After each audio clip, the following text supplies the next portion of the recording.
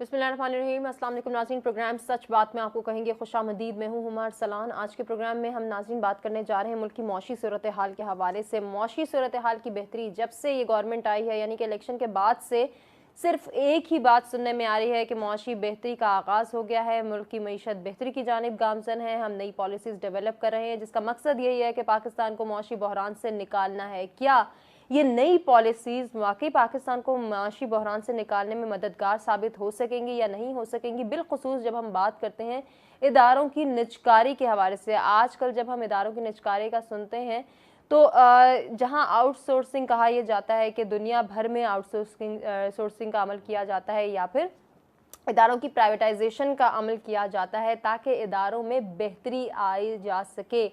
क्या पाकिस्तान के इदारों में अगर हम प्राइवेटाइजेशन को प्रमोट कर रहे हैं, इदारों की निजकारी पर जोर दे रहे हैं, तो क्या वाकई पाकिस्तान में मौशी बेहतरी आने के चांसेस हैं या नहीं? ये तो हमारा हुआ सवाल जो हम अपने मेहमानों की जानिब थ्रो करेंगे। इसके साथ साथ पाकिस्तान में अब सरकारी अस्पतालों को भी सेमी गवर्नमेंट करने के हवाले से गौर किया जा रहा है और ज़राए ये दावे करते हैं कि हुकूमत के मुताबिक नॉन गेजेटेड स्टाफ की कॉन्ट्रैक्ट पर भर्ती के लिए मुशावरत भी की जा रही है और इस्लाहात का मकसद पेंशन की मद में अखराजात को कम करना है।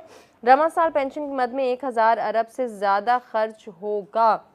इसके साथ साथ IMF के वक्त से भी मुलाकात हुई है FBR की, और क्या अब इस वक्त के मुलाकात में मज़ीद चैलेंजेस सामने आने हैं, क्योंकि IMF की जानिब से 2 इख्तियारात और तजावीज़ पर गौर किया जा रहा है। या तो एक कहा जा रहा है कि मिनी बजट पेश किया जाए ताकि FBR को पहले 4 महीनों में होने वाले महसूलात के खसारे को पूरा करने में मदद मिले। इसके साथ साथ ये भी कहा जा रहा है कि गैर महदूद अखराजात को कम करने का काबिल अमल मंसूबा भी तैयार किया जाए। कितना इफेक्टिव हो सकता है, कितना चैलेंजिंग हो सकता है आवाम के लिए, इस पर बात करने के लिए हमारे साथ जो मेहमान मौजूद हैं तारुफ कराते हैं, गुफ्तगू का बाकायदा आगाज़ करते हैं। स्टूडियोज़ में मेरे साथ माहिर मुआशियात मौजूद हैं डॉक्टर उस्मान चौहान साहब। सर आपको खुशामदीद कहना चाहेंगे। सीनियर रिपोर्टर बराए मुआशियात शकील अहमद साहब भी हमें ज्वाइन करें, सर आपको भी खुशामदीद कहेंगे। डॉक्टर साहब आपसे गुफ्तगू का आगाज़ करना चाहूँगी। सर ओवरऑल जो हम माशी सूरत हाल को बेहतर बनाने की बात कर रहे हैं, या फिर हुकूमत की जानिब से दावे, ये स्टेटमेंट्स, ये बयानात, ये बहुत सारी बातें हो रही हैं कि पाकिस्तान की मईशत बेहतरी की जानिब गामज़न है, पहले तो हमें ये बताएं क्या वाकई ऐसा है कि पाकिस्तान में मौशी बहरान अब कम होगा?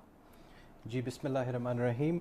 ये बात सरकार की दुरुस्त है कि हम मतलब बेहतरी की राह पर गामज़न हैं, लेकिन उसमें शायद हमारा इतना किरदार इतना ना हो जितना कि आलमी मईशत की बेहतरी हो रही है और उसके साथ साथ हम चलते जा रहे हैं। उसमें सबसे अहम जो है किरदार वो है US फेडरल रिज़र्व का और उनकी शरह सूद का। वो उसको कम करते जा रहे हैं और इससे जो है एक ढील आ रही है सरमायाकारों के लिए बैरून मुल्क जो कि बहुत अहमियत रखते हैं आलमी मईशत के लिए, उनके लिए चूँकि अब एक ढील है और थोड़ा सा मतलब बेहतर हवाएं चल रही हैं, तो उससे फिर ये सारे तरक्की पजीर ममालिक भी असरअंदाज होंगे जिनमें पाकिस्तान भी शामिल होता है। ठीक हो गया, लेकिन आने वाली जो पॉलिसीज़ हैं वो कहीं ना कहीं हम पे तो असरअंदाज होंगी, हमारे लिए तो चैलेंजिंग साबित हो सकेंगी। जी हो सकता है, लेकिन फ़िलहाल चूँकि हम एक बहुत मुश्किल वक्त में से गुजरे हैं बहैसियत दुनिया, एक बहुत मुश्किल वक्त से जिसमें कोविड भी शामिल है और पोस्ट कोविड उसके बाद भी जो है इतनी मुश्किलात का सामना हुआ और अफरात ज़र इतना बढ़ गया, ना सिर्फ पाकिस्तान में बल्कि आप देखें अभी जो इंतखाबात हुए थे अमेरिका में, उस पर कितना ये असरअंदाज हुआ। ये इसलिए मैं तो कहूँगा कि चूँकि इतनी मुश्किलात का सामना है, उसको मद्देनज़र रखते हुए मैं आगे का दौर अगले 5 साल को मतलब अमूमी जायज़ा लेते हुए बेहतर ही समझूंगा। ठीक हो गया डॉक्टर साहब, आपसे मज़ीद कंटिन्यू करेंगे, हम इन डिटेल आपसे ही जानेंगे। मैं ज़रा डॉक्टर साहब से ये बात करना चाह रही हूँ। डॉक्टर साहब, मौशी बेहतरी में इदारों की निजकारी कहाँ स्टैंड कर रही है? क्या ये बहुत बेहतरीन हल है इदारों की आउटसोर्सिंग या प्राइवेटाइजेशन की जानिब ले जाना? ये लाजिम नहीं है कि चीज़ें बेहतर होंगी, ये ज़रूरी नहीं है। असल में मसला जो है वो बुनियादी तौर पे ये है कि जो भी इन इदारों को संभाले, क्या वो दयानतदारी से काम करें और क्या वो एक मुदब्बिराना अंदाज से इसको चलाएं, चाहे वो सरकारी हों या अवामी हों या जैसे भी हों। مثلاً جو صاحب نے یہ مثالیں دی یہ بالکل بجا درست ہیں. پرائیویٹائزیشن ضروری نہیں ہے کہ اچھی ہو, نیشنلائزیشن بھی ضروری نہیں ہے کہ اچھی ہو.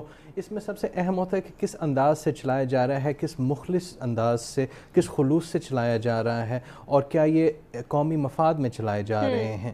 تو اس میں یقیناً ہم نے دونوں کہانیاں سنی ہیں, پرائیویٹائزیشن اور نیشنلائزیشن کی. دونوں میں آپ کو کہانیاں ملیں گی کہ ناکام ہوئیں.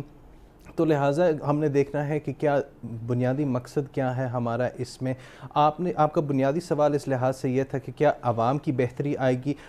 منطقی جو اس کی بنیاد بنتی ہے وہ یہ ہے کہ جو ہماری سرکار ہے اس پہ بوجھ بہت زیادہ ہے اور وہ خسارے پہ چلتی ہے, لہٰذا پھر وہ مقروض ہو جاتی ہے. تو یہ جو بوجھ ہٹانا ہے یہ لازم ہے, لیکن یہ ضروری نہیں کہ وہ بوجھ صرف چیزیں خرید و فروخت میں جو ہیں غائب ہو جائیں.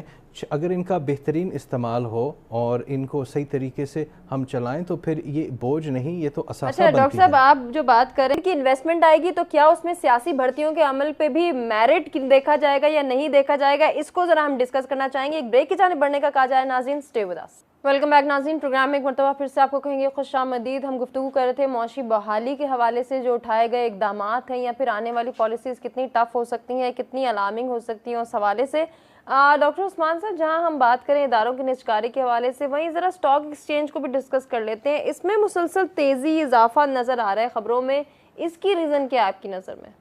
اس کی کئی ساری وجوہات ہیں. اول تو یہ ہے کہ ہمارے کئی سارے سیکٹرز جو پہلے جن کو کافی جن میں سرمایہ ڈالا جا رہا تھا وہ اب کسی کام کے نہیں رہے. جس طرح ریئل اسٹیٹ بڑی بات ہوتی تھی اب وہ نہیں ہے, تو وہ پیسہ اس نے کہیں نہ کہیں تو جانا ہے. اور جیسے کہ شرح سود نیچے جا رہی ہے پھر آپ ایکویٹیز یعنی اسٹاک مارکیٹ کی طرف ہی جائیں گے.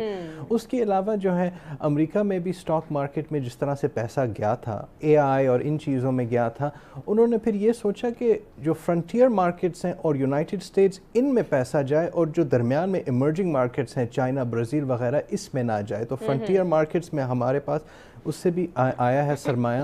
اور تیسری بات یہ ہے کہ جو خدشات تھے سرمایہ کاروں کے وہ پھر اس طرح سے برے حالات نہیں آیا, اللہ کا شکر ہے, اور چیزیں بہتر ہوئی ہیں. آئی ایم ایف کے ساتھ جو معاہدہ طے ہوا تھا جنوری میں, اس کی وجہ سے بھی تھوڑا سا سکون آیا. تو بے شمار وجوہات ہیں جن کی وجہ سے اسٹاک مارکیٹ جو ہے وہ چڑھتا جا رہا ہے, اور آپ کہہ سکتے ہیں ایک لحاظ سے ریکارڈ ہے. حالانکہ اس طرح کی شرکت نہیں ہو رہی ابھی جو کہ پہلے تھی, لیکن پھر بھی آپ دیکھ رہے ہیں نشانیاں کہ بہتر ہو رہی ہیں ایکویٹیز. اور اگر آپ کراچی والوں سے بات کریں تو وہ خوشی تو دکھاتے ہیں اس بات پہ. ٹھیک ہے, جیسے آپ کہہ رہے ہیں نا کہ یہ خوشی کی بات ہے, اور نو ڈاؤٹ یہ خوشائند ہے.